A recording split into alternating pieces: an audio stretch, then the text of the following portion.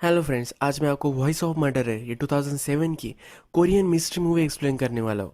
इस मूवी में एक बड़े से न्यूज़ एंकरर का बेटा किडनैप हो जाता है और उसके बाद इस किडनैपर को ढूंढने के लिए कैट एंड माउस स्टार्ट हो जाती है। ये मूवी एक रियल लाइफ स्टोरी है और इसके फैक्ट आपको मूवी के एंड में पता चलेंगे। तो चलिए शुरू करते हैं। मूवी स्टार्ट होती है और हमारा मेन कैरेक्टर हान हमें दिखता है। ये एक न्यूज़ एंकर होता है, एक बड़े से चैनल के लिए काम करता है और नेशन वाइड सब लोग इसे जानते हैं। आज रात की न्यूज़ में ये भी न्यूज़ कवर करता है कि देश में बहुत सारी किडनैपिंग्स हो रही है। किडनैपिंग होने के बाद ये किडनैपर छोटे बच्चों को मार देता है। रात में हम देखते हैं कि अपनी बीवी और बच्चे के पास हान आता है। इसका बच्चा सोया हुआ होता है पर फिर भी इसे उठा देता है। ये अपने बच्चे से बहुत प्यार करता है। इसे कहता है कि तुम्हें जितना चाहिए उतना तुम खाओ। इसका बच्चा बहुत ही फैट होता है पर मदर इसको हमेशा डांटती रहती है। पर हान उससे कहता है कि तुम्हें जो भी चाहिए वो तुम खा सकते हो, मैं तुम्हारे लिए सब कुछ ला कर दे सकता हूँ। मदर का नाम जीसुन होता है। जब सुबह होती है तो जीसुन अपने बेटे को कुछ भी अनहेल्दी खाने नहीं देती। उसे डॉक्टर के पास चेकअप करने के लिए लेकर जाती है, उसे दौड़ाती है। इसके बॉडी में कितने फैट है और इसे कितने कम करने चाहिए ये सब का हिसाब वो लगाती है। अब हमें दिखता है कि इनका बेटा जब स्कूल से वापस आता है तो उसका एक सीक्रेट प्लेस होता है, यहाँ जाकर वो खेलता है। उसे भी अपने फादर की तरह न्यूज़ में एंकरिंग करनी होती है। जब वह बिल्डिंग में आता है तब लिफ्ट से ऊपर आ रहा होता है। ये ऐसा प्रिटेंड कर रहा होता है कि सीढ़ी चढ़ कर आया है, पर जीसुन ये पहचान लेती है। ये इसे नीचे जाकर स्टेयर से आने के लिए कहती है। जब ये ऊपर पहुंच जाता है तो ये बहुत थक जाता है। कहता है कि ऐसा तुम मेरे साथ क्यों करती हो, क्या तुम मुझे हेट करती हो। जीसुन कहती है कि ऐसा नहीं है, मैं तुम्हारे लिए ये सब कर रही हूँ। क्या तुम्हें पता है कि लोग तुम्हारे बारे में क्या कहते हैं। हम दोनों मिलकर इसमें एफर्ट्स लेंगे। जीसुन उसे नीचे जाकर और भी एक्सरसाइज करने के लिए कहती है। रात में इनका बेटा सोसाइटी के ही पार्क में खेल रहा होता है। थोड़ी देर में हमें दिखता है इनका बेटा यहाँ से गायब हो चुका है। जीसुन बहुत ही वेट करती है पर फिर भी ये आता ही नहीं। वो वरीड हो जाती है। थोड़ी देर बाद जब हान घर पर आता है तो उससे भी कहती है। हान कहता है कि जरा वेट कर लो, ये यही कहीं होगा। अब बहुत ही देर हो जाती है। हान भी वरी करने लग जाता है। जहाँ कहीं भी इनका बेटा जा सकता है सब जगह पर ये कॉल लगाते हैं पर यह कहीं भी नहीं होता। जिसुन पुलिस को कॉल लगाना चाहती है पर हान उसे रोक लेता है। थोड़ी देर में इन्हें कॉल आ जाता है। ये किडनैपर का कॉल होता है। हान जब फोन उठाता है तो किडनैपर कहता है, तुम तो मुझे बहुत ही काम लग रहे हो, मुझे लगा था कि तुम वरीड होगे। ये किडनैपर फिर उसे इंस्ट्रक्शन देता है। वो कहता है तुम्हारा बेटा मेरे पास है, कल तक तुम्हारे पास $100 आ जाने चाहिए।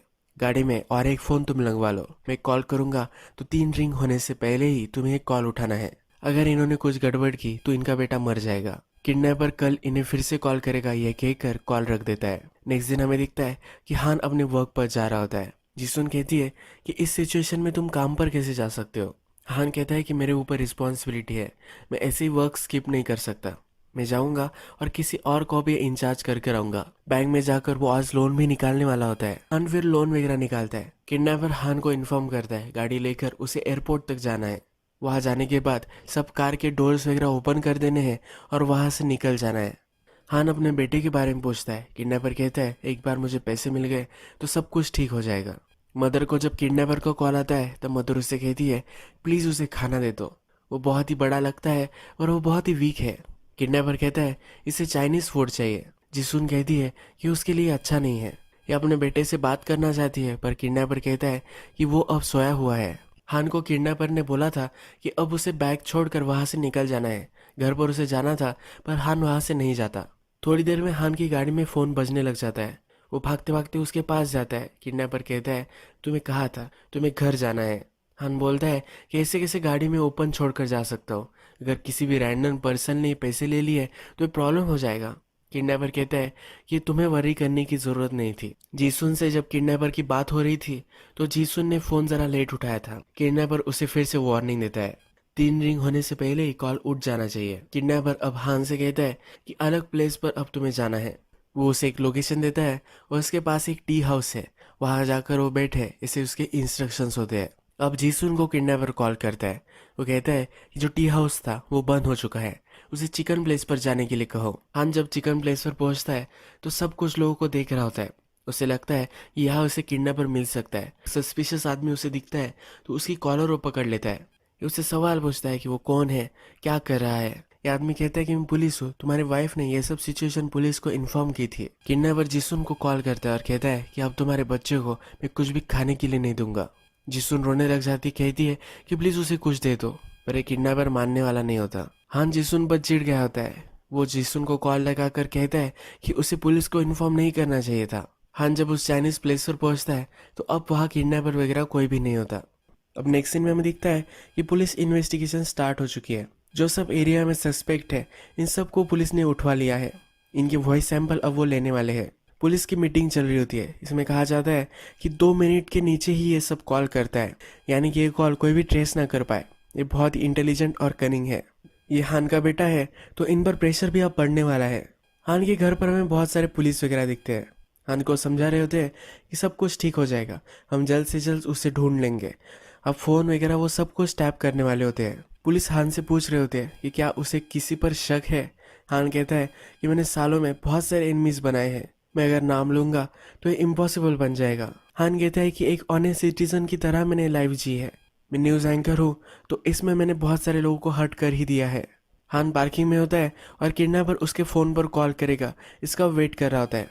जब कॉल आता है तो किडनैपर कहता है मैं तुम्हें बताया था कि पुलिस को तुम्हें कॉल नहीं करना है। हान चीट कर पूछता है कि तुम हो कौन। किडनैपर कहता है कि फिर से इस तरह की मिस्टेक मत करना। वो इसे फिर से कॉल करेगा ये कहकर कॉल रख देता है। ये कहता है कि वो इन सब पर नजर रख रहा है। हान की गाड़ी के पास ही एक पुलिस ऑफिसर हमेशा होता है। हान जब सोया हुआ होता है और पुलिस ऑफिसर का भी कुछ ध्यान नहीं होता तो एक चाइनीज पार्सल वाला इसकी गाड़ी पर कुछ लगा कर जाता है। इस पर किडनैपर की नोट होती है। इस पर लिखा होता है तुम तो बहुत ही ऑप्टिमिस्टिक हो, ये सारी सिचुएशन चल रही है और तुम सो रहे हो। हान उठता है और इस नोट पर वो बिलीव नहीं कर पाता। वो भागने लग जाता है और किसी को ढूंढता है पर कोई भी इसे नहीं मिलता। पुलिस इन्वेस्टिगेशन करते हैं और इन्हें उस चाइनीज पार्सल वाले के बारे में पता चल जाता है कि इस चाइनीज वाले को पकड़ लेते हैं, पर इसे पता नहीं होता सिर्फ ये नोट गाड़ी पर लगा कर आनी है, इसके लिए पैसे दिए गए थे। हान से जब पूछा गया था कि क्या उसने किसी को हर्ट किया है तो अब उसे याद आता है कि एक ही आदमी था जिसको उसने सबसे ज़्यादा बर्बाद किया था। उसके चैनल में एक आदमी काम करता था पर उसने ब्राइब ली थी और गलत न्यूज़ उसने दे दी थी। हान अगर चाहता तो इस मैटर को दबा सकता था। ये आदमी उसे गिड़गिड़ा रहा था। हान ने अगर ये रिपोर्ट कर दिया तो इस आदमी की नौकरी तो जाएगी पर ये जेल में भी जा सकता है। हान माना नहीं था। इस आदमी को इसके बाद 2-3 साल तक जेल हो चुकी थी। जो पुलिस ऑफिसर होता है किसी को पता ना चले इसलिए हान की डिक्की में ही बंद होता है। अब 2-3 दिन हो चुके हैं पर फिर भी हान गाड़ी में ही है और उसके साथ ये डिटेक्टिव भी है। ये दोनों अब बहुत ही परेशान हो चुके होते हैं। जिसुन फोन के पास कॉल का ही वेट कर रही होती है पर उसकी मदर का उसे कॉल आता है। इसकी मदर उसके बेटे के बारे में पूछती है, वो कैसे कर रहा है, स्कूल में कैसा है, इसे बात करना चाहती है। पर जिसुन अपनी मदर को कॉल रखने के लिए कहती है। किडनैपर का कभी भी कॉल आ सकता है। इसके बाद हान को किडनैपर का कॉल आता है। किडनैपर कहता है क्या तुम्हारी वाइफ अपने बच्चे से प्यार नहीं करती, मैंने उसे कॉल लगाया था पर वो एंगेज आ रहा था। हान कहता है कि प्लीज उसे माफ कर दो।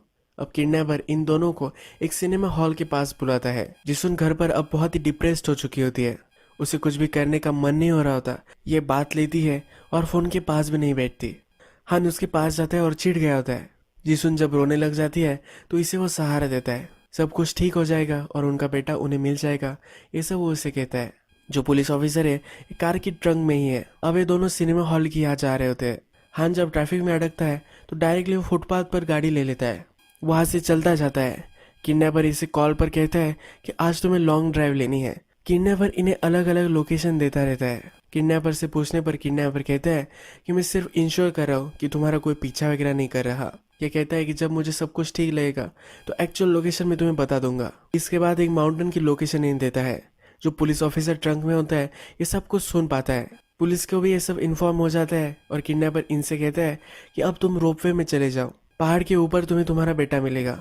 जब वे ऊपर जाते हैं गाड़ी का दरवाजा ओपन होता है तो वहाँ एक आदमी आता है और गाड़ी लेकर चला जाता है। इस गाड़ी की डिक्की में ही डिटेक्टिव है। जब वे ऊपर पहुँचते हैं तो वहाँ इन्हें अपना बेटा नहीं मिलता। अब रात हो चुकी है पर अभी इन्हें कुछ भी पता नहीं चला है। जो पुलिस ऑफिसर गाड़ी की डिक्की में ही था उससे भी अब कांटेक्ट नहीं हो रहा। अगले दिन पुलिस ऑफिसर बंधा हुआ होता है और एक रिमोट जगह पर इसे रखा गया होता है। ये जब उठता है तो पुलिस को कॉल लगाता है। इससे पूछा जाता है कि क्या हुआ था, किडनैपर कहाँ है। तो ये कहता है कि उसे कुछ भी पता नहीं है। गाड़ी की डिक्की जब खुली तो इसे बेहोश कर दिया गया था और इसकी आँख खुली तो डायरेक्टली सुनसान जगह पर यह था। हान ने उसके चैनल में कि जिस आदमी को जेल में डलवाया था उस आदमी का वो पता कर लेते हैं। उसे क्वेश्चनिंग के लिए बुलाया जाता है। इसे पूछा जाता है कि जिस दिन किडनैपिंग हुई थी तब वो कहाँ था। ये अलग सिटी में था और इसका प्रूफ भी इसने दिया हुआ है। फॉरेंसिक टीम के जो मेंबर्स होते हैं डिस्कस कर रहे होते हैं, तभी कहते हैं कभी भी वॉइस 100% मैच नहीं होता। वॉइस जब पहचाना जाता है तो 100% मैच नहीं कर रहा होता। ये सिमिलर होता है पर फिर भी ये मैच नहीं कर रहा, तो ये प्रॉब्लम होती है। हान अब फ्रस्ट्रेटेड हो जाता है। फिर से डीके में पुलिस ऑफिसर होता है तो गाड़ी ये स्पीड ब्रेकर से वगैरह चलाने लग जाता है। सब फ्रस्ट्रेशन वो पुलिस पर निकाल रहा होता है। एक दो दिन और भी गुजर जाते हैं। फिर से किडनैपर का कॉल हान को आता है। हान पूछता है तुम्हें तो तुम्हारे पैसे मिल चुके हैं, अब मेरे बच्चे को जाने दो। किडनैपर कहता है कि तुमने पुलिस को कांटेक्ट किया था, जैसा होना चाहिए था वैसा नहीं हुआ है। अब वो उसके बच्चे को मार देगा इसकी धमकी वो दे रहा होता है। हान कहता है ऐसा मत करो, तुम्हें जो भी चाहिए और भी तुम्हें पैसे में दे सकता हूँ। ये इसे और भी $100 देने के लिए मान जाता है। किडनैपर कहता है यार मैं तुम्हें लास्ट चांस देने वाला हूँ। हान अब पछतावा करने लग जाता है। जो पुलिस ऑफिसर उसके साथ होता है इससे वो बात कर रहा होता है। ये कहता है कि मेरे पास गन वगैरह नहीं थी, पर फिर भी मैंने बहुत सारे लोगों को मारा है। ये जो काम करता है इसमें रूथलेस था। मैं अपने आप को गॉड समझता था। मुझे लगता था कि जो सब मुझे चाहिए ये सब मुझे मिल सकता है। मैं लोगों के साथ कुछ भी कर सकता हूँ। अब देखो मेरा क्या हाल हो चुका है। भगवान मुझे पनिश कर रहा है। इसे उस कॉप पर भी दया आ रही होती है। ये कहता है कितने दिनों तक तुम घर नहीं गए हो। ये पुलिस कहता है कि तुम्हारा गुस्सा भी सही ही था, कभी कभी हम अच्छे से काम नहीं करते। किडनैपर अब डायरेक्टली कॉल नहीं करता, वो जीसुन को लेटर लिखता है। इस लेटर में लिखा होता है कि इस टाइम पर तुम एक जगह पर आ जाना। वो अब किसी पर भी ट्रस्ट नहीं कर सकता। उसने अगर इस बार सही से पैसे वगैरह दे दिए तो उसका बेटा उसे रात तक मिल जाएगा।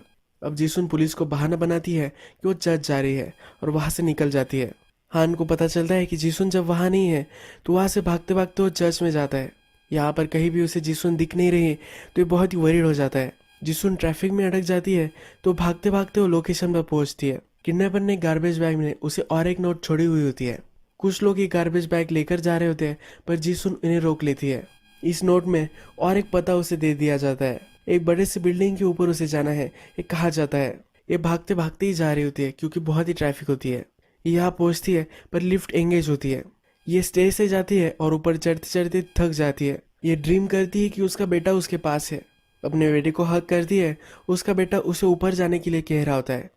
अब वो बिल्डिंग के ऊपर जाती है और इसमें और एक नोट होता है। अब इसे एटीएम में जाकर एक नाम पर ट्रांसफर करने के लिए कहा जाता है।